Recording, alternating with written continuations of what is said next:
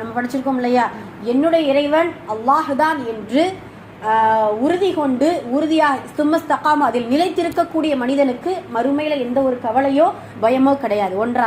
ஒன்று.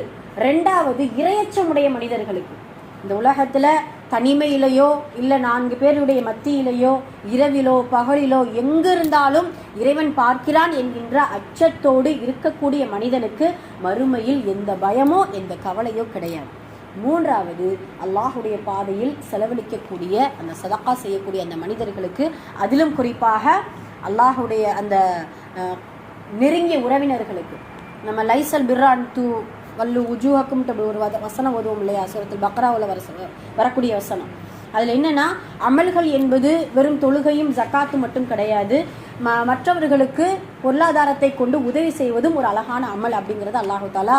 பிர் என்றால் நன்மை, லைசல் பிர்ர அன்து வல்லு